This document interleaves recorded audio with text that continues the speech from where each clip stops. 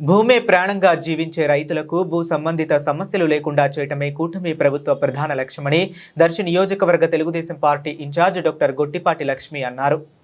ప్రకాశం జిల్లా దర్శి మండలం రామచంద్రాపురం గ్రామంలో శనివారం రీసర్వే పూర్తయిన రైతులకు రాష్ట్ర రాజముద్రతో కూడిన నూతన పట్టాదారు పాస్ పుస్తకాలను పంపిణీ చేశారు.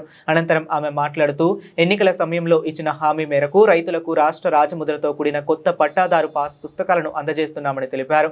గత ప్రభుత్వం తీసుకొచ్చిన ల్యాండ్ టైటిలింగ్ యాక్ట్ను అధికారంలోకి వచ్చిన వెంటనే రద్దు చేస్తామని చెప్పిన హామీని ముఖ్యమంత్రి నారా చంద్రబాబు నాయుడు తొలి సంతకంతోనే అమలు చేశారని పేర్కొన్నారు.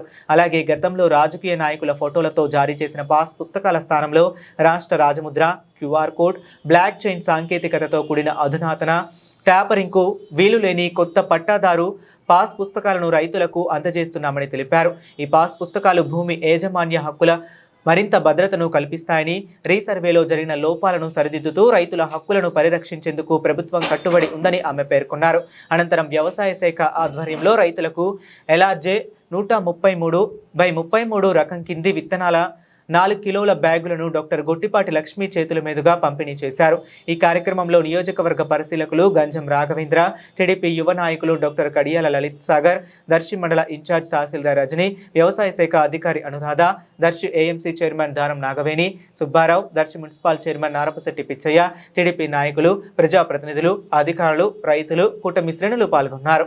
ఒక్కటిగా హామీ ఇచ్చుకుంటా పోతున్నాం. ప్రజలు కూడా గమనించుకోవాలి మంచి ఎవరు చేస్తున్నారు. ఇవాళ చూస్తే సోలార్ ప్యానెల్స్ ఫిక్స్ చేసుకున్నాము 50 ఇళ్లకి కంప్లీట్ ఫ్రీగా, అంటే కరెంటింగ్కి ఎటువంటి ఛార్జెస్ లేకుండా. గత ప్రభుత్వం మనం చూస్తే 9 సార్లు కరెంట్ ఛార్జీలు పెంచారు. ఇప్పుడు మన ప్రభుత్వం చూస్తే ప్రతి ఇంటికి కూడా సంక్షేమం ఏదో విధంగా, అంటే పెద్దవాళ్ళు ఉంటే పెన్షన్, పిల్లలు చదువుకునే వాళ్ళకి తల్లికి వందనం, నిరుద్యోగ యువత ఉంటే వాళ్ళకి ఉద్యోగాల కోసం పరిశ్రమలు తీసుకొస్తున్నారు.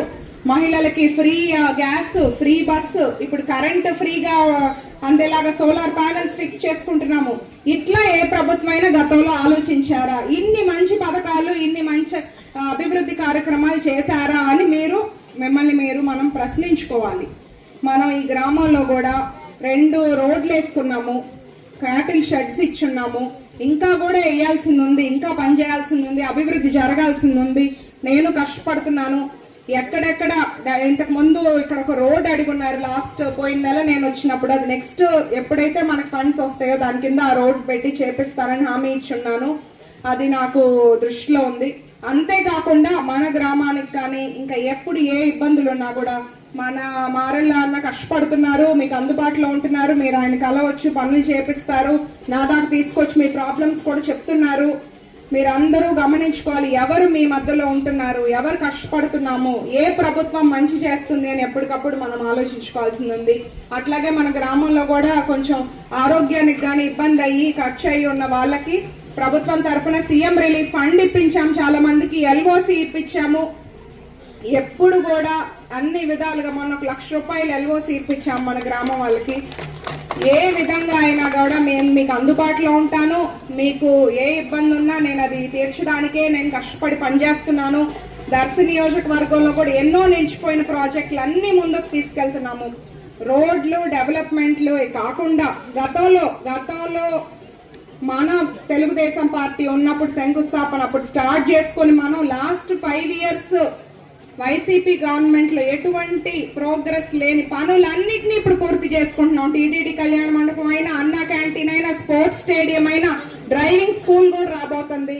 నిన్న దొనకొండకి ఒక మంచి పరిశ్రమ వచ్చే సూచనలు చాలా బాగుంది. దానికి సంబంధించిన టీం వచ్చారు, అది కూడా ఒక ముందడుగుకి వెళ్తుందని నాకు చాలా సంతోషంగా ఉంది. ఇట్లా ప్రతి ఒక్క కార్యక్రమం కూడా మేము ఎప్పుడు ఎలా ఆలోచిస్తామంటే ప్రజలు ఇబ్బంది లేకుండా సంతోషంగా ఉండాలి. సంక్షేమం అయినా అభివృద్ధి అయినా అర్హులందరికీ పార్టీలకు అతీతంగా ప్రతి ఒక్క ఇంట్లోకి 1 రూపాయి కూడా వేస్ట్ అవ్వకుండా ప్రజలకు చేరాలి